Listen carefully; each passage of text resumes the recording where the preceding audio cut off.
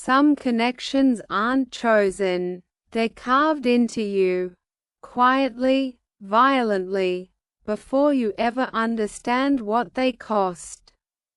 This is a story about pain that doesn't belong to one body alone.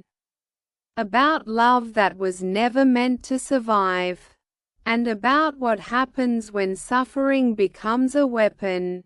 This is Secrets of the Soulbound. Alina learned about the bond on the night she nearly died. It began as a pressure behind her eyes, sharp, sudden, wrong. She was standing in her kitchen, barefoot against cold tile, holding a glass of water she never finished drinking.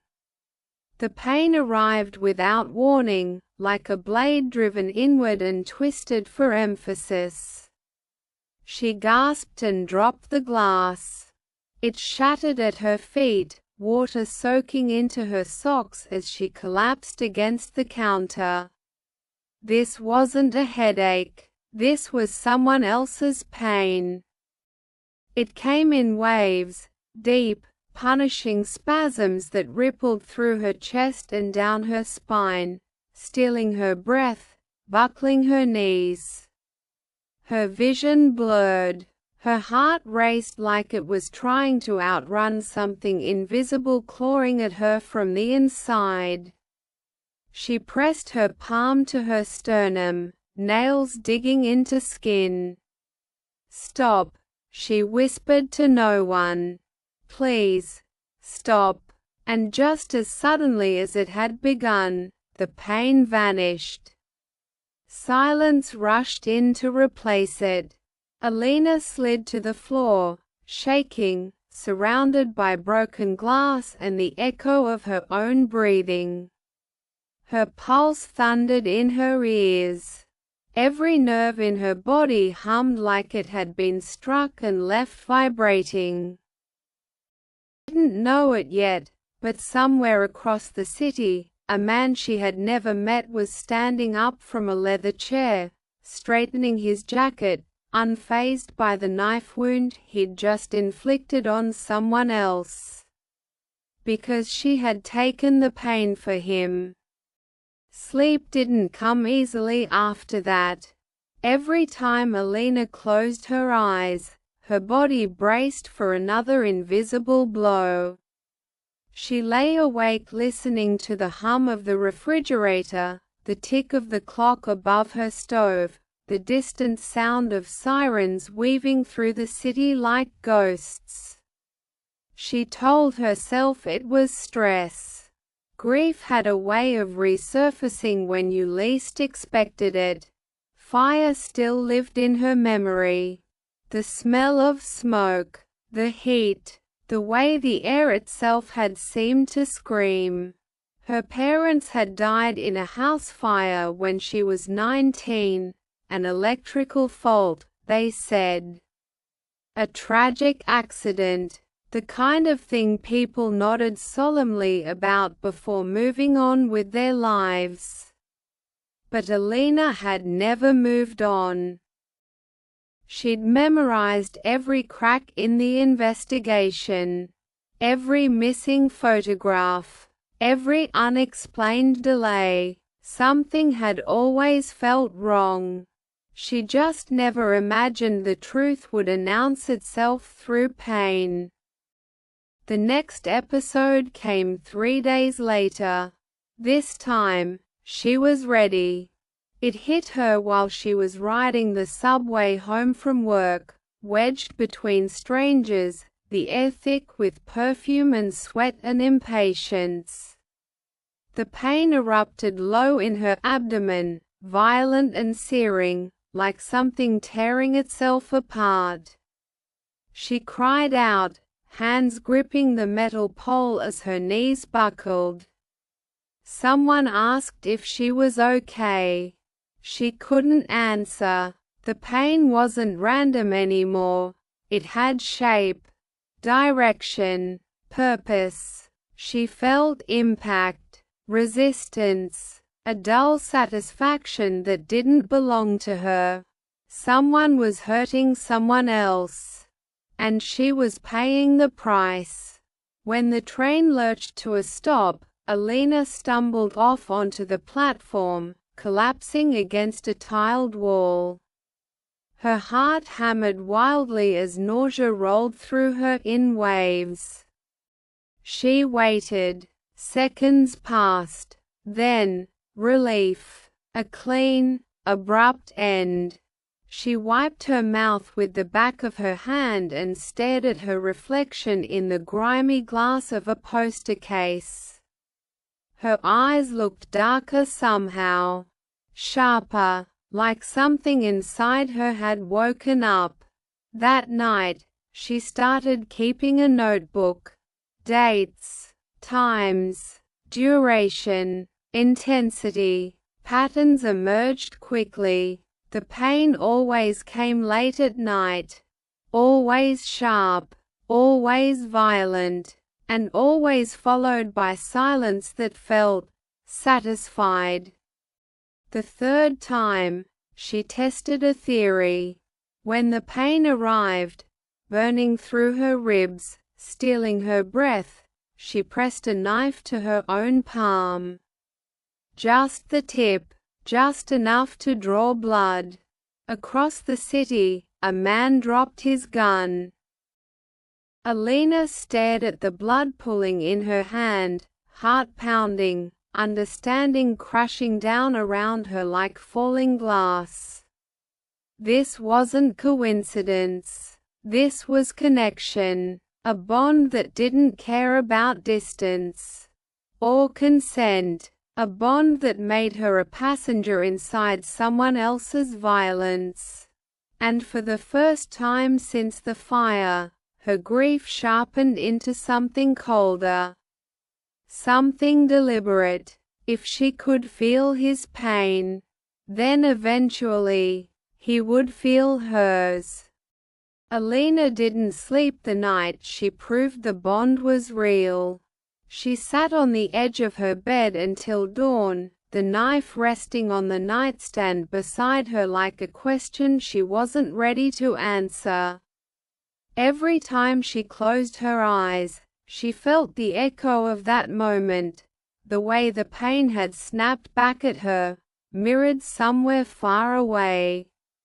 The way a stranger had dropped a weapon because she had decided to bleed.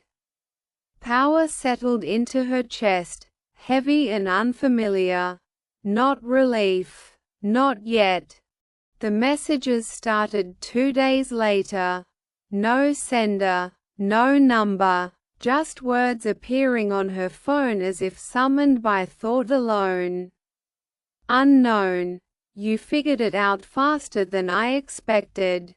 Her fingers hovered over the screen, pulse ticking loudly in her ears.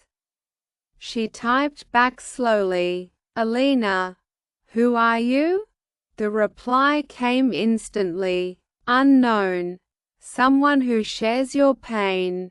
Her stomach tightened. She stood up from the couch and paced the length of her apartment, bare feet brushing against threadbare carpet. Outside, the city moved on. Cars passing, voices drifting up from the street, life happening without her permission. "Alina, you did this to me." 3 dots appeared, then disappeared, then, "Unknown. No. Unknown. I was born into it. Same as you." The lie slid under her skin smoothly. She knew it was a lie because the bond flared, sharp, precise, like a warning. They met for the first time in a place designed to erase guilt.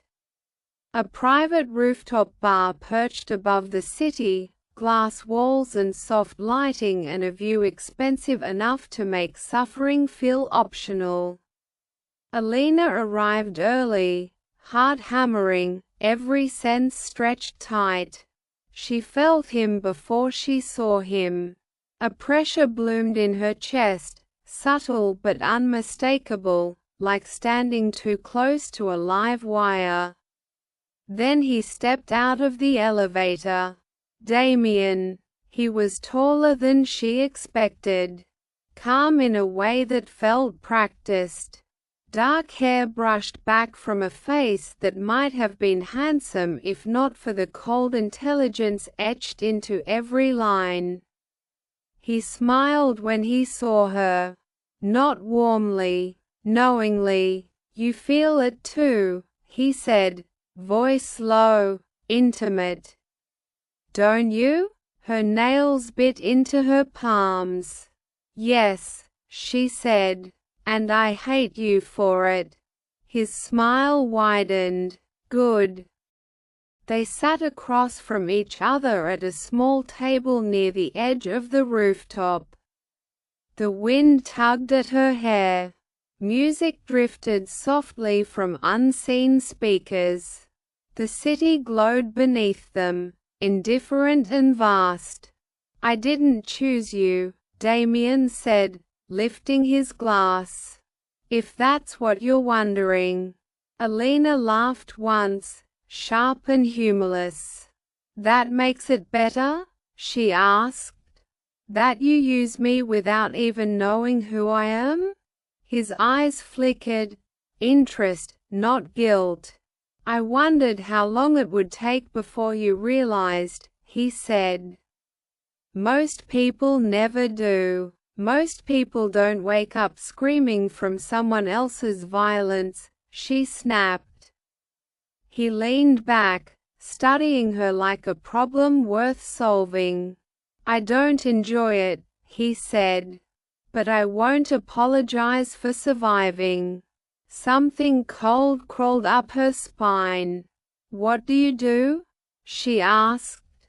Damien didn't answer immediately. Instead, he reached into his jacket and withdrew a small blade. Sleek, clean, purpose-built. Alina's breath caught. He pressed the tip into his own palm. Just enough to draw blood. The pain bloomed inside her. Sharp, white-hot, instantaneous. She gasped, hand flying to her chest.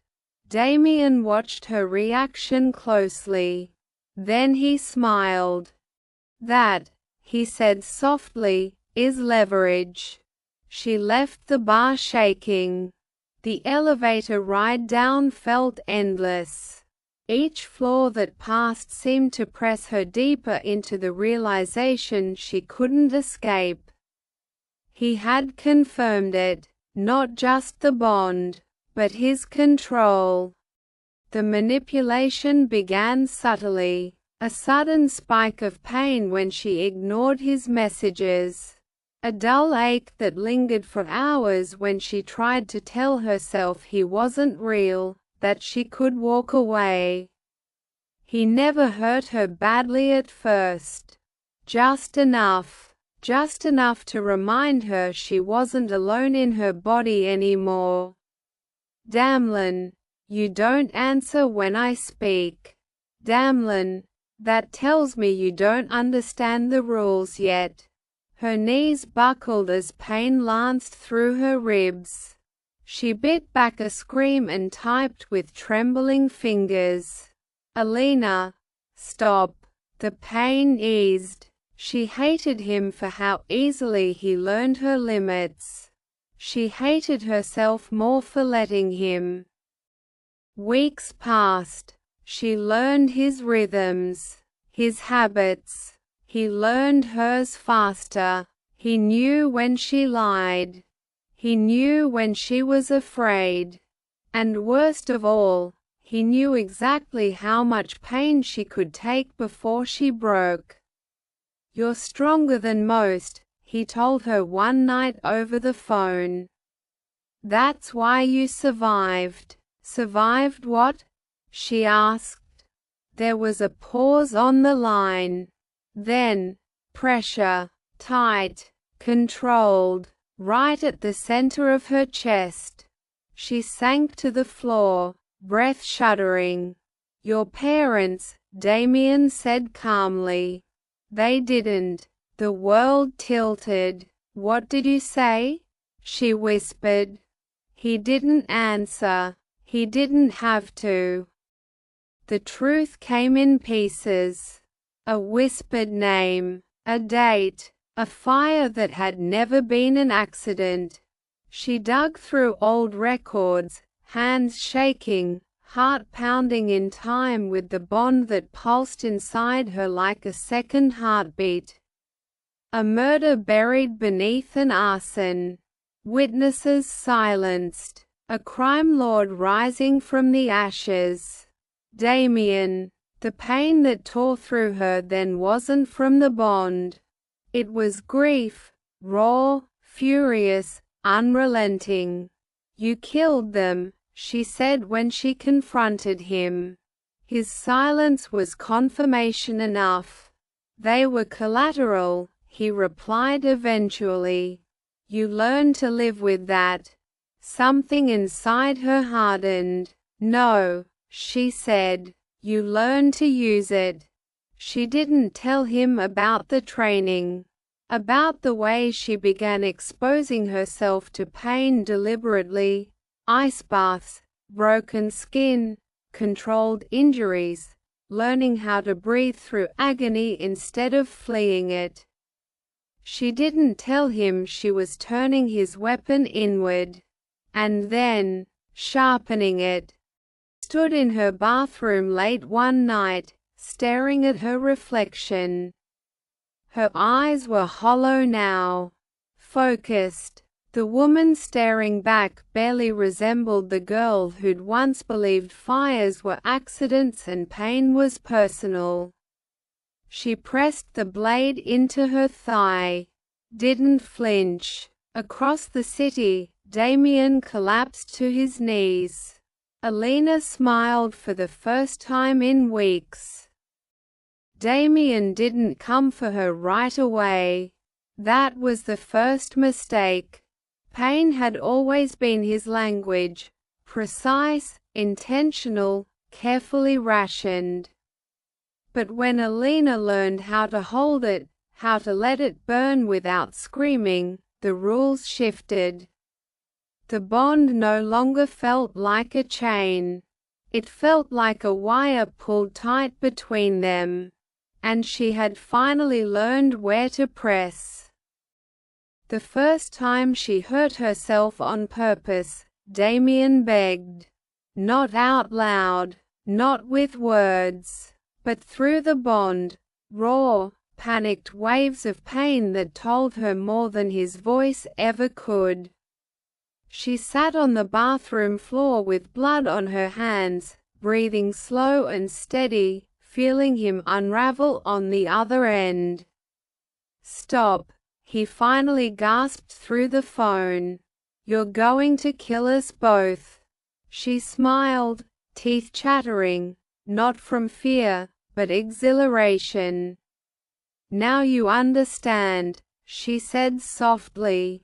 This is what it's like to have no choice. She hung up before he could respond. The nightmares started after that. Not hers, his. She felt them bleed into her sleep, fractured images, screaming alarms, the smell of antiseptic and smoke tangled together. Children crying, men shouting orders, needles, restraints, memories that weren't hers. She woke one night with her heart racing and a single name burned into her mind. Victor. She didn't know who he was yet. But she knew he mattered. It took weeks to trace the truth. Private clinics that didn't exist on maps. Burned records. A defunct research program disguised as pediatric trauma therapy. Alina followed the trail patiently, methodically, the way grief teaches you to move when you have nothing left to lose. Victor Hale, Damien's father, a respected neuroscientist with a quiet obsession, shed pain as control. He believed empathy could be engineered, that loyalty could be forged at the level of nerves and synapses. Children were ideal subjects, flexible, resilient, disposable. Alina's hands shook as she read the final report. Experiment 7B. Artificial Soulbound successful. Subjects show permanent pain feedback loop. Termination not advised. She vomited into the sink. They hadn't been cursed. They'd been built. Damien showed up at her apartment 3 nights later. He looked different, paler, thinner, the arrogance stripped down to something feral and afraid. The moment he crossed the threshold, the bond flared violently, a storm of shared sensation crashing through them both. "You knew," he said hoarsely. "Didn't you?" Alina didn't invite him in. "You were children," she said. "You were drugged, conditioned. You didn't choose it." His jaw tightened. "And that absolves me?" he asked. "For what I became?" "No," she replied. "But it explains why you think pain is power." He laughed bitterly. "You think you're better?" he snapped. "You're using the bond now too." She stepped closer. "Yes," she said, "but I'm ending it." They went to Victor's abandoned facility together. It was rotting now, walls stained with mold, equipment rusted and useless, the ghosts of screaming children lingering in every shadow. Alina felt the bond pulse erratically as they descended into the basement, as if the place itself remembered them. Damien stopped in front of a metal door. "I was here," he said quietly, "when they connected us." Alina swallowed hard. "So was I." Inside, they found the final truth. Victor hadn't just created the bond. He'd maintained it, a secondary device, hidden, dormant, waiting to be reactivated or destroyed. "One of us won't survive the severance," Damien said, reading the screen. "Feedback will overwhelm the weaker subject." He looked at her then. Really looked. "I won't stop you," he said. "But don't pretend this makes you righteous." She nodded. "I'm not here to be righteous." She picked up the knife. The pain was immediate, overwhelming. Alina stabbed herself once. Clean, controlled. Damien screamed, collapsing against the wall. She stabbed again. And again. Each strike sent shockwaves through the bond, shredding his ability to fight back, to think, to command. She stayed standing. He didn't. When she was done, she dropped the knife and pressed the final command into the terminal. The bond screamed. Then, silence. Damien lay broken, gasping, powerless. Alina turned away. She didn't watch his enemies take him. She didn't need to. Weeks later, the scars still ached. But the pain was hers again. Alina stood at the edge of the city, breathing deeply, feeling only one heartbeat in her chest. The world felt quieter without the constant echo of another soul inside her. Freedom wasn't peace, but it was real, and for the first time since the fire, she chose what hurt. Some stories end with answers. Others leave questions behind. If you were bound to someone who caused you unimaginable pain, Would you choose revenge, or release? Let me know in the comments what you would have done. And if you want more stories where imagination leaves a mark, like, subscribe, and share. I'll see you in the next one.